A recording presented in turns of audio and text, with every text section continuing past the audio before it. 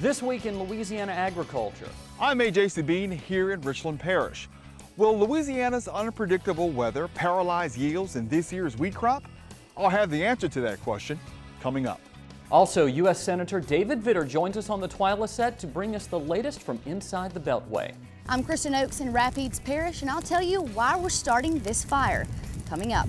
Hi, I'm Avery Davidson. Thank you for joining us. Michael Dana will be joining us in just a few minutes. We begin with a look at the unseasonably cold weather we've had in Louisiana recently. That wintry weather may reveal a tale of woe for wheat farmers in Richland Parish. As This Week in Louisiana Agriculture's A.J. Sabine shows us, that spring cold snap during a crucial stage in the growth cycle could mean reduced yields.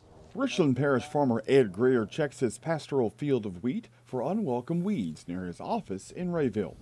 Greer, who has planted 300 acres of wheat, has concerns about frigid temperatures expected over the next couple of days. He says a late season freeze could paralyze the yield potential of his Pioneer 26R87. It's in late boot to early heading. Forecast is for temperatures tonight in the high 20s, but anything below 29 degrees or so for a couple of hours could be detrimental to the yields this year. Greer shares the concerns of other wheat producers who are similarly situated. Farmers who planted wheat in late October now face the real possibility that their wheat is too mature to recover from a late season freeze.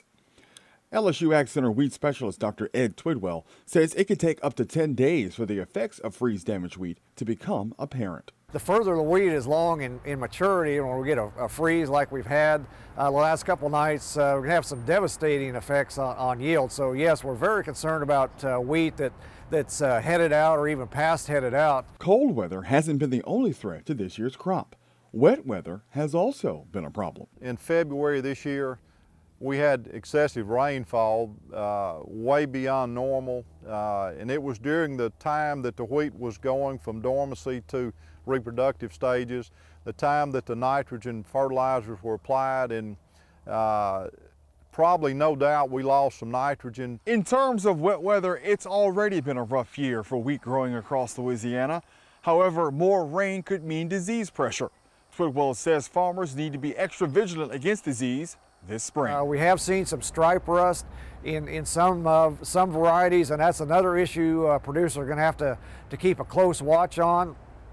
As long as the weather stays cool and kind of wet, we can have some stripe rust problems.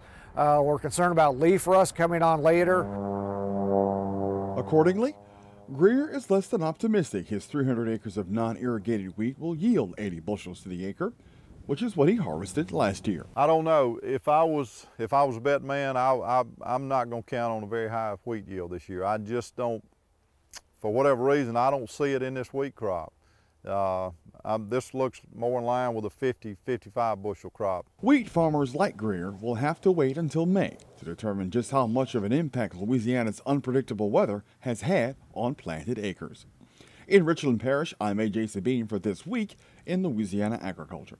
For the 2012 crop year, Louisiana farmers planted about 269,000 acres of wheat. That's according to the USDA crop report. Dr. Stephen Harrison with the LSU Ag Center estimates that number has gone up significantly for the 2013 crop year. Dr. Harrison estimates farmers planted between 300 and 350,000 acres of wheat across the state.